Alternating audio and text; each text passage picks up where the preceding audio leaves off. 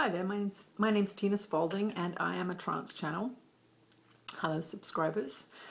It is the first day of March and I'm going to be traveling a little bit here, so I thought I'd do a video before I go on the road.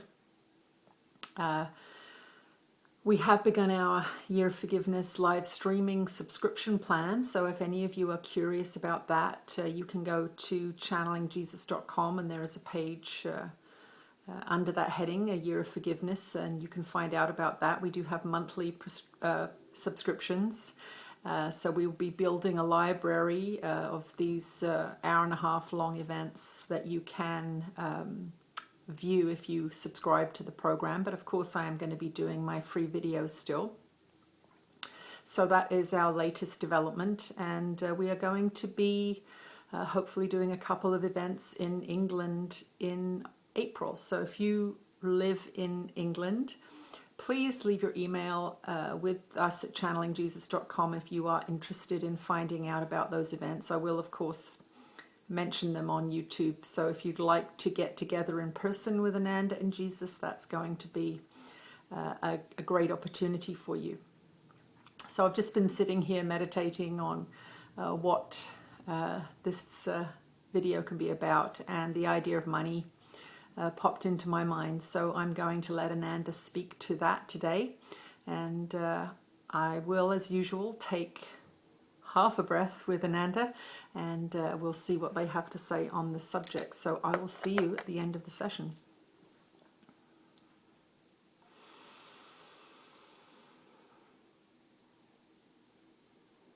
We're with you again, dear ones. This is, of course, one of the great burdens that you bear in this modern Western world, this fabricated symbolic system of wealth called money. It causes you a lot of concern, it causes you a lot of worry and fear, and of course this is a very, very important subject for us to begin a discussion about. We want you to understand that money is not wealth.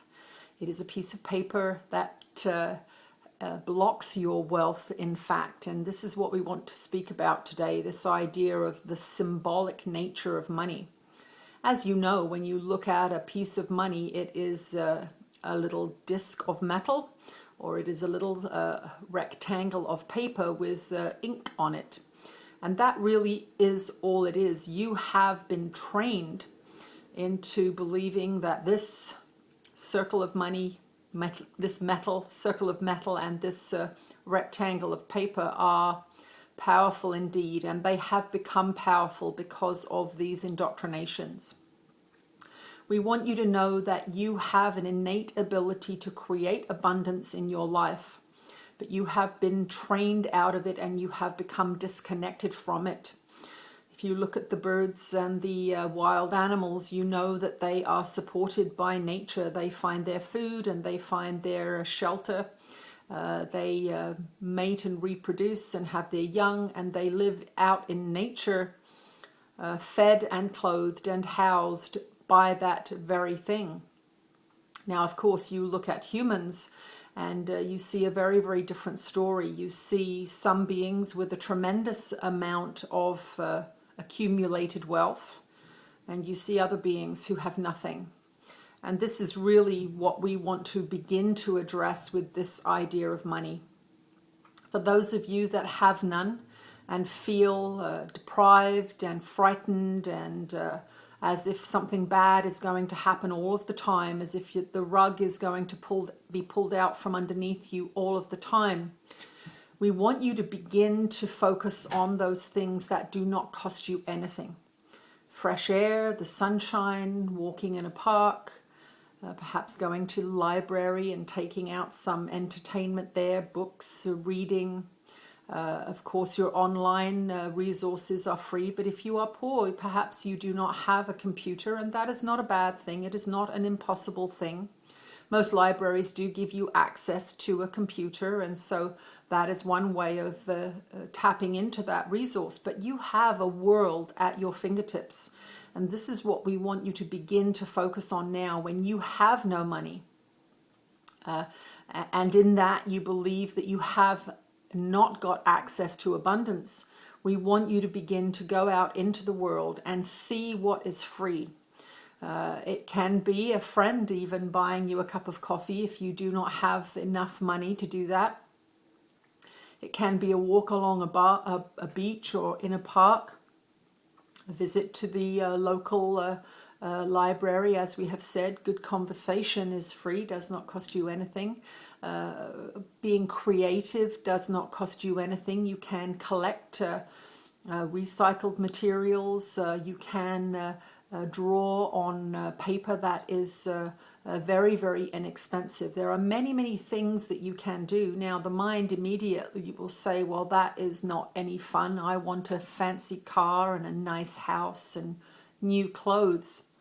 But what we want you to understand is that abundance comes to you because of your beliefs. It does not come to you because of money. Money comes to you because of your beliefs, or it goes away from you because of your beliefs. And as you begin to search out things that do not cost you any money, you are going to begin to see the beliefs that are hampering you. The resentments, perhaps, of those who are more abundant financially than you. A shame about the fact that you are not wealthy. These are all beliefs that are going to hamper your ability to bring abundance into your life because they are unloving ideas. We want you to begin to look at nature and see that the sun falls upon everybody equally.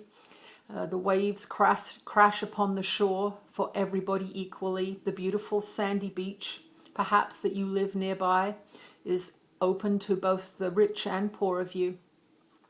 Walking and getting fresh air and exercise is free. You do not have to pay for it. And we want you to begin to see that you have access to a lot of things. If you are unemployed, perhaps, you have access to time that other beings who have money do not have access to. Those beings with full employment, we will say, often lament the fact that they don't have time. If you do not have a full-time job, perhaps you have a part-time job, or perhaps you are unemployed, begin to use that time wisely. Begin to use that time and see it as a source of abundance. You have abundance to do some creative work, perhaps that the hard-working 40-hour weeker does not have access to. This is one of the ways that you are going to begin to see that you have an abundance if you begin to reframe it and tell a different story about it. The other story that you can tell about it, if you have time and no money, the unemployed person perhaps, or the underemployed person, as you refer to it in your society, although we generally do not call it that, is that you now have an opportunity to develop yourself in a way that perhaps somebody else doesn't. Do you need to re-educate yourself? Well, you have the opportunity in your unemployment or underemployment to spend time learning, to spend time studying. These are the changes in points of view that will begin to show you where you have not been looking at the abundance that you already have. And those of you with a lot of money, we want you to begin to look at how you can share some of that money. Now, the ego mind does not like sharing. It does not like this at all. It says, this is mine, I've worked hard for it, and I'm not giving it to you. Well, this is a form of isolation and separation. And if you are seeking to expand your consciousness, you must begin to look at where your society tells you not to share, where it tells you not to allow others into your abundance, to keep it for yourself. But the truth of the matter is, if you have big numbers in your bank account and you look at those zeros and think, I'm safe, I am rich, you are not really rich if you are not using that money to benefit life. This is how we want you to begin to look at money. Is your money bringing to you the kinds of experiences you would like? This is where many beings in your society, and we are talking about civilized Western society here, the European model, as you call it, or the North American model, where many of you have a tremendous amount of access to your equity or wealth, and you are not living the lives that you want to live. You are not having fun. You are not developing those parts of yourself that you want to develop.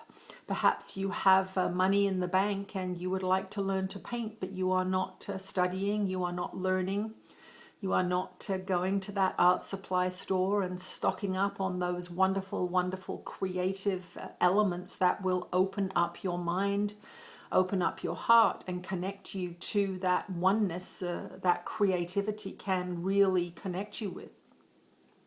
So we want you to begin to reassess how you look at money. What we want you to know is that money has been used to intervene in your creative process, and this is the main thrust of this lesson today. Most of you say, when I have money, I will do this. When I have money, I will do that. What we want you to begin to say to yourself is, how can I access that experience, even though right now I do not believe I have enough money to do that? When I have enough money, I will learn how to paint. When I have retired, I will learn how to paint. We challenge those of you that are working and that have some cash available to yourselves, perhaps in a savings account. Do it now. Take out $100 or $200 and sign up for a painting workshop. If you want to improve your fitness and your health, and you have some money in the bank, hire a personal trainer for a month and see if you can get some benefit from that money. You are trained in your society to put your money away and save it for a time when you need it. Well, we want to tell you that using that money now to benefit your life, to raise your frequency, to make things more interesting, to make life more exciting is where we want you to do it.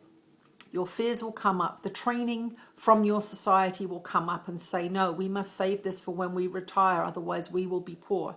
What we are telling you here is, if you hold beliefs like that, you will indeed be poor when you are older, because you are preparing to be poor. You are saying to yourself, I must restrict myself now so that I am not poor when I am older. Well, if you have that belief in your mind, you will be poor when you are older. Live life now. Use your money now, whether you have a little bit or a lot, to make today better. Live in this moment, expand in this moment, challenge your beliefs about money in this moment. Give a little bit of your money away, even if you are what you call poor. There is somebody out there who is homeless and hungry, and you can give them $5 for a sandwich and a cup of coffee, and you will feel richer for doing that. We want you to begin to do things that you think rich people do, whether that is taking a day off work for no particular reason, or learning to paint. These are some of the creative outlets that you can engage in without being wealthy. This is a great detrimental story that many of you hold in your mind. So as we come to the end of this brief lesson, we would like all of you to think about something that you say that you would do if you were rich, and see if there is some way of accessing that experience, perhaps not in the flamboyant and lifestyles of the rich and famous way that you imagine, but perhaps you can do something that is in accord with that idea before you are rich. And what will happen is you will have an experience that allows you to see that you have access to abundance without money, and begin to do as many things as you can that are free, and enjoy them, and see that as abundance as well, not just cash in the bank. Cash in the bank is a symbol of wealth. It is not real wealth. Real wealth is being happy and self-expressive and creative and generous and having new experiences. That is real wealth.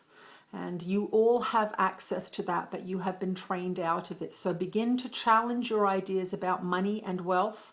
And if you want to argue for your lack, see that as well. If you want to post a comment on this video that says, I am poor and you do not know what you are talking about, understand that you are arguing for your limitations. Perhaps you should argue for your limitlessness.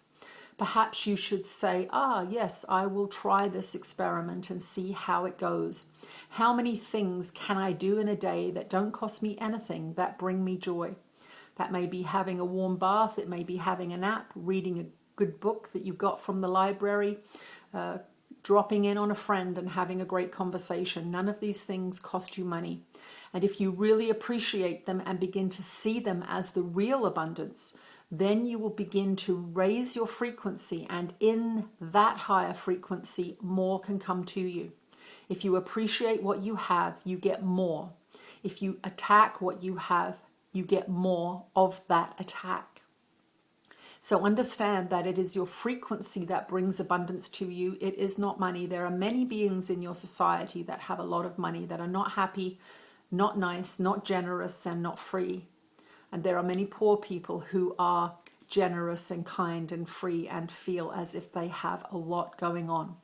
So look at your beliefs around money and ask yourself, where are you telling a negative, fearful, limited story? And can you begin to shift that just a little bit? We are Ananda. We are your friends and teachers and fellow travelers on this journey, and we look forward to talking to you again soon.